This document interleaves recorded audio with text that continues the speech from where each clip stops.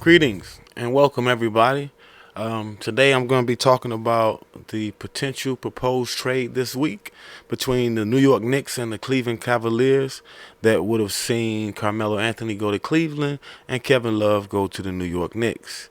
Now, apparently, this trade was proposed by the New York Knicks this week, who have been having tensions between management, Rutherford Jackson, and Carmelo Anthony, and they were trying to ship Carmelo off.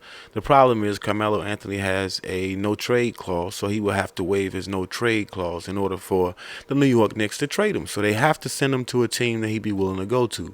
One of the teams that were mentioned this week was the Cleveland Cavaliers, and a deal was proposed.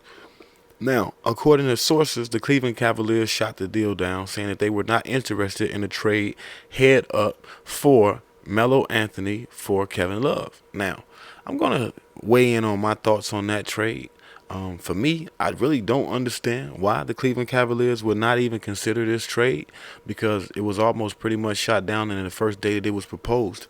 And when you look at the Cleveland Cavaliers, I think that it would be a good fit.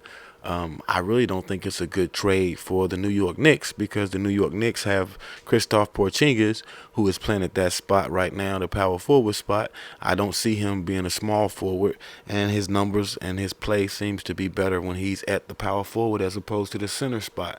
And at the center spot, you just paid Joakim Noah a lot of money over a 4-year deal and to be your center. So it just doesn't work. So it's really just them trying to unload Carmelo. Maybe the intrigue with Kevin Love is that his contract is going to be over in a year, and that the money will come off the New York Knicks books, and maybe they just in total rebuild mode and trying to build a team around Kristaps Porzingis, and that could be possible.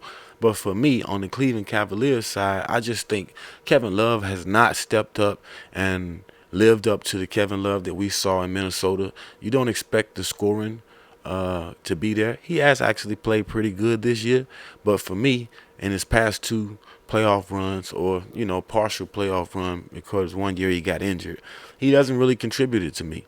When Chris Bosh went to Miami with LeBron James and Dwayne Wade, he took a knock as far as touches and shot attempts per game, but when the playoff time came, it was always at least one or two games in the playoff series where Chris Bosh either played well, or he either hit tough or big shots at crucial times to help or either win the games.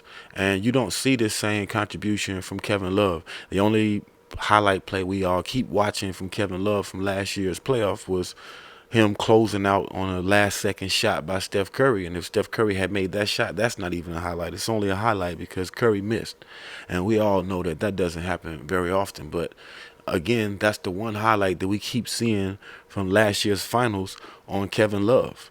And so for me, I just think when you take Kyrie and LeBron James and these guys are out of the game, the Cleveland Cavaliers do not have extra scoring. Losing J.R. Smith, they don't have that defender that's going to be able to at least match up on the defensive end with Klay Thomas come NBA Finals time. And I just think, if you're going to ask me, would I rather take Carmelo Anthony, LeBron James, and Kyrie Irving going against Steph Curry, Draymond Green, and Kevin Durant? I'm taking LeBron James, Kyrie Irving, and Carmelo over LeBron James, Kyrie Irving, and Kevin Love. I just think LeBron can count on Carmelo more offensively. He's more consistent player offensively. Yeah, you lose something in rebounds, allegedly, because we all said the same thing about the Golden State Warriors with them letting Bogut go and bringing in Kevin Durant. We said they were going to lose something on the rebounding, and we see Kevin Durant stepped his rebound numbers up, maybe 2 rebounds a game, and they really not skipping a beat.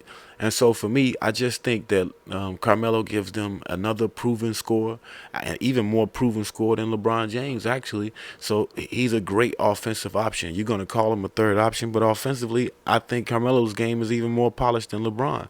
And then they have a true post presence in Carmelo Anthony. Kevin Love hasn't really played on the block much for his career, and he hasn't really played on the block much in Cleveland. And Cleveland are in very dire need of a post presence. Tristan Thompson is a rebound and put back type of guy. He's not a guy you throw the ball into and let him operate down there.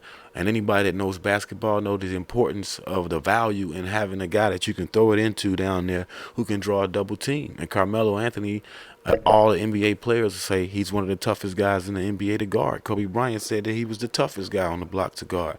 So Carmelo would be, in my opinion, a perfect fit. Who knows why this deal didn't go through? I hope, because they say LeBron James was speaking out this week, and he was saying that he needed a playmaker, and he was saying that the team needed to make some moves with the trade line approaching. I hope this wasn't one of those deals where they were trying to spite LeBron, and so they didn't make this deal because they didn't want LeBron telling management what to do. NBA track record in the past, that hasn't really worked well. You have a situation where the Lakers went out and hired Mike Brown, and Jim Buss decided that he was the team owner and the team president, and that he wasn't going to talk with Kobe Bryant, and it wasn't he didn't need Kobe Bryant's opinion on who he was going to hire as a coach. And I just think as an owner, as a leader, that was just a bad move. And I hope that Cleveland's not doing a similar thing here, and that they didn't pass on this Carmelo trade just to spite LeBron James. But they're all professionals, so I doubt that that's what it is. Just weighing in and just playing devil's advocate.